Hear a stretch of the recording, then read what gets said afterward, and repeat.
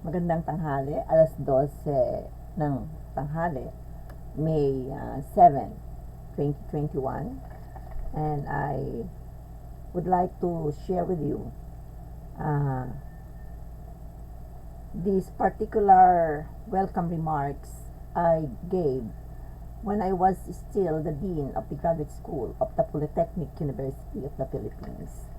That was very long ago, July 17, 2009, when we had a sort of a conference or first of the lecture series that we had during my deanship, which was entitled Mother Language Education, Culture, Democracy, and Social Justice. We had, I could not remember the name of the lecturer, but he was a professor from the University of Hawaii in Manoa, and he is a Filipino. He goes around the Philippines, the Philippines even until today. I think before the pandemic, he would be going around not only in the Philippines but in other parts of the world, trying to popularize his advocacy in the use of the mother language in our educational system. And this is, I read this, I gave these closing remarks, and I would like this shared with you, especially it might be of help to those who are researching on language and those who are interested in language study. Let me just read because medyo mahaba ng konti. Good morning. Seeing all of you this morning extremely delights my heart. Hearing you later exchanging thoughts would definitely be a more delightful experience.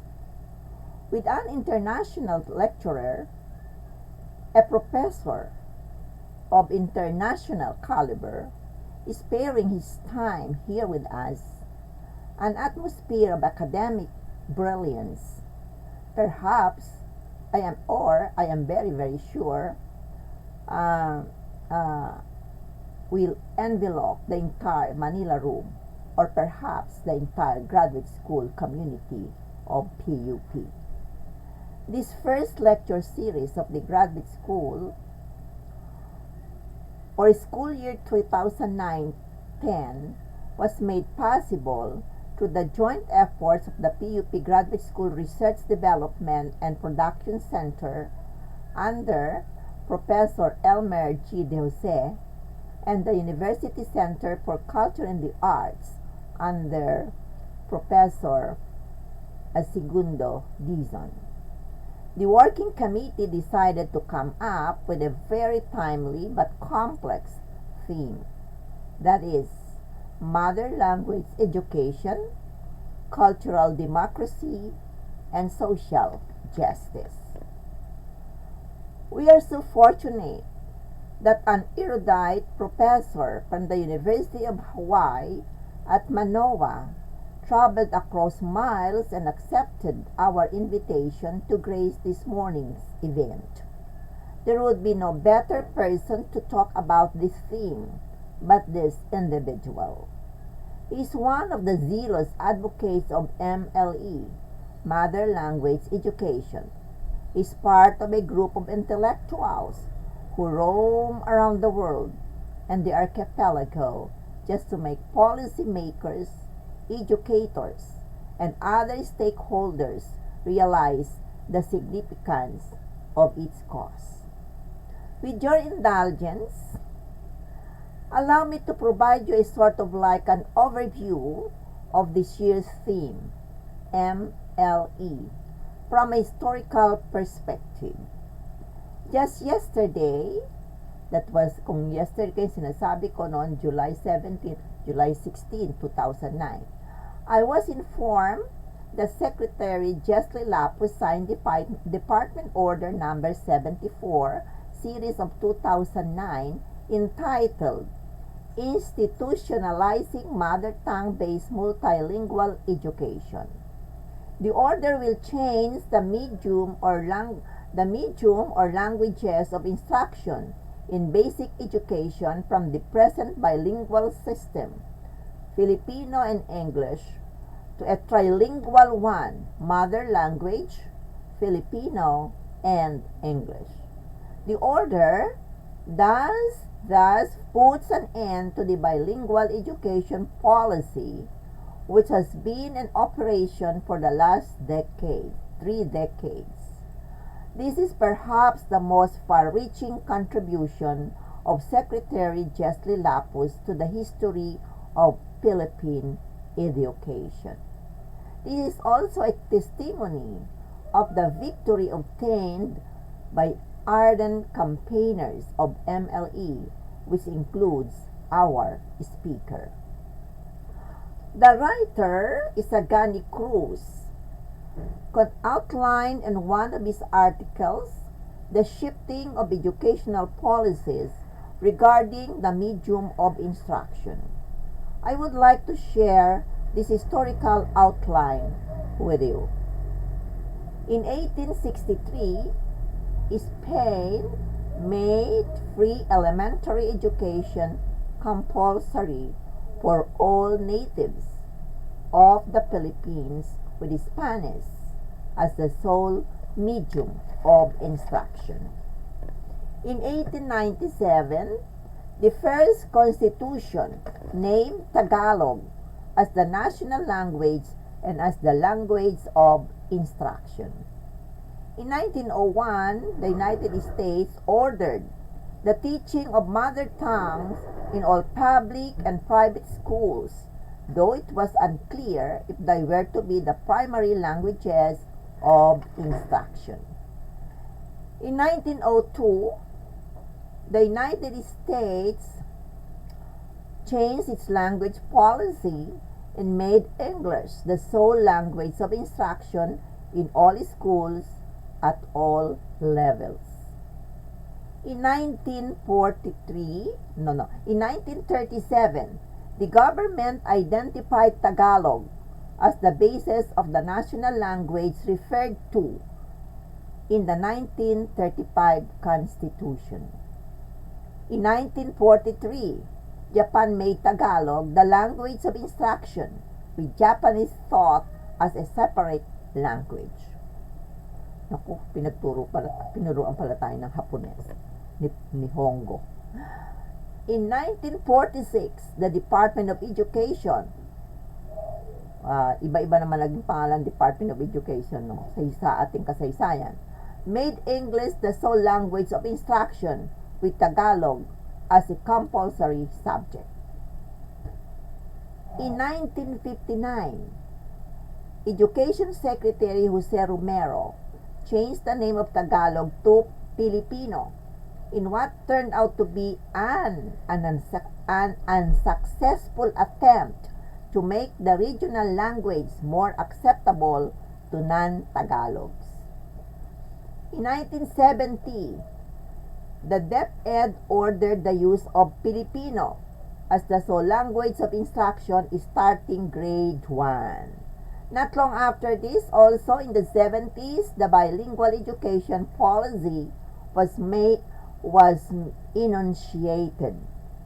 And now, the landmark 2009 order of Secretary Lapus would definitely be subjected to an exhaustive debates and discussions amongst academicians, intellectuals, policymakers, legislators, and others. The PUP Graduate School and the University Center for Culture and the Arts are indeed very lucky because, with their consolidated efforts, PUP would arguably become the first university in the country to ever discuss MLE extensively, only days after the DepEd Secretary signed the trilingual education policy. And so, before I consume the time allotted for the speaker, I would like to end these remarks by extending my gratitude to all of you. And on behalf of the graduate school and the University Center for Culture and the Arts of the PUP, I welcome you all to this event. Naway mamayani sa puso ng bawat isa ang tunay at makabuluhang pagmamahal sa lipunang Pilipino. Mabuhay ang bawat isang naririto na nagtipon-tipon para sa kalinangan ng ating pagkabansa at pagka-Pilipino. Mabuhay ang wikang Pilipino. Mabuhay ang mga wika ng ating bansa. Mabuhay ang kulturang Pilipino. Mabuhay tayong lahat. Maraming salamat sa inyo. That was 2009 when I delivered that particular welcome remarks. It has been my practice, or it has become my habit, no, to preserve every thing that I have spoken, no, before a group of people. I really preserve them and then compile them, and so I can go back later na ito pala ako noon, ito pala yung ginawa ko noon. Napaka-hilig ko talaga magtago ng mga bagay-bagay.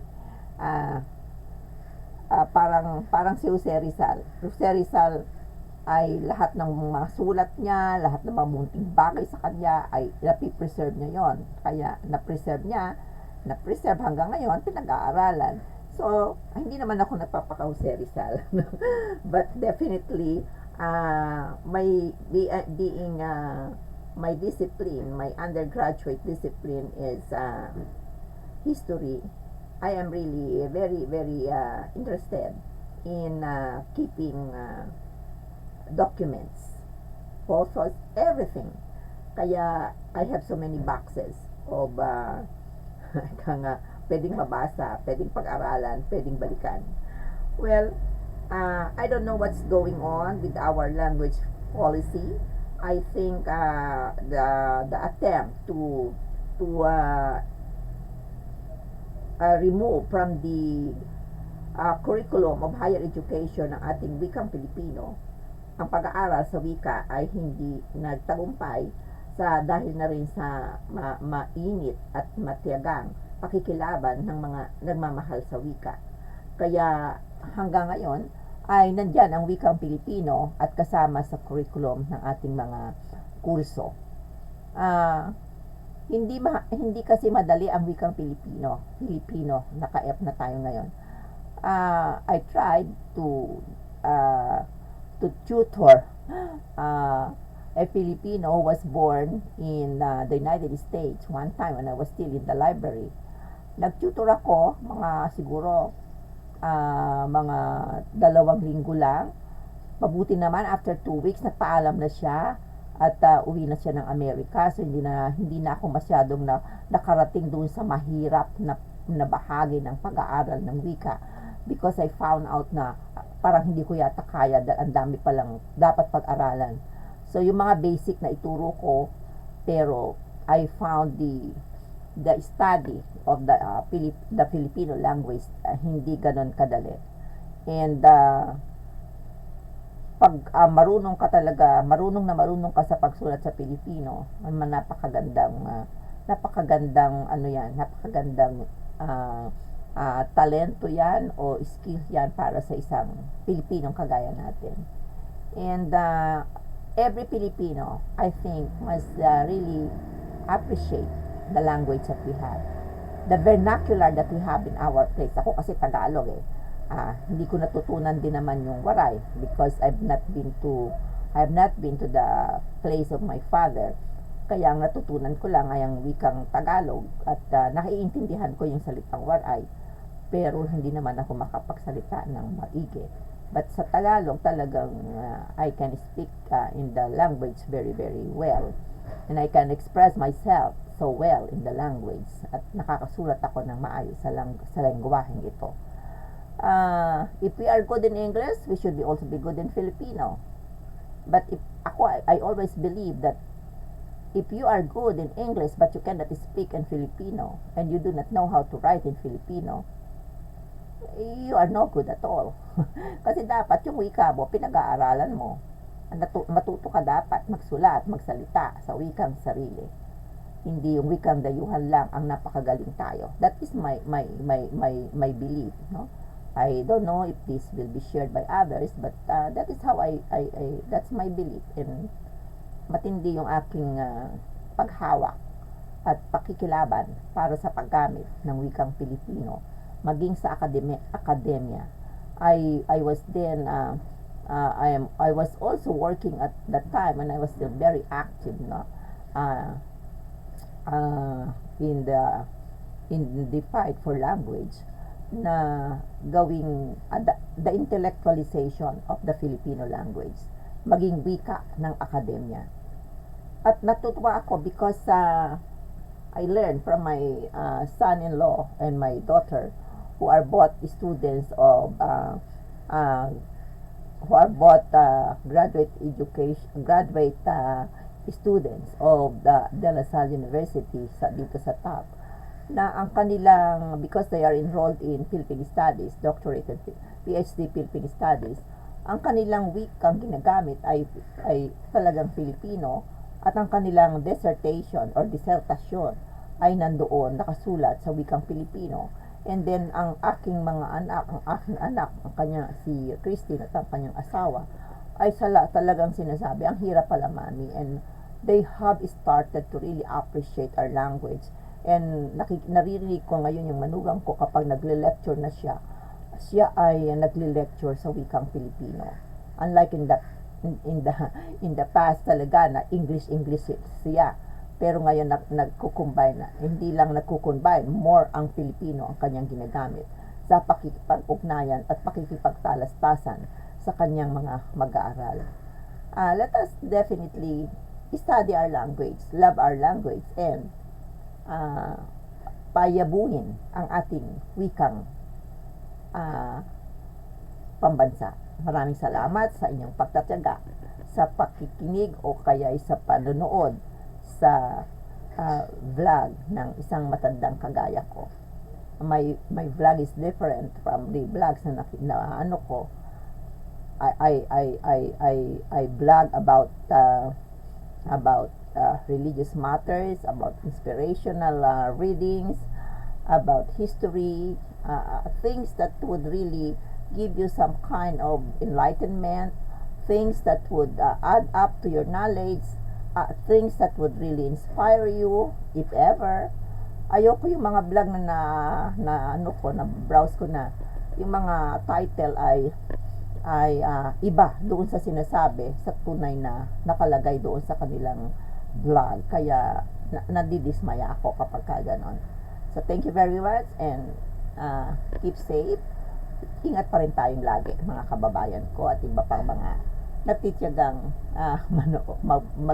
mag-subscribe sa aking channel. Thank you so much.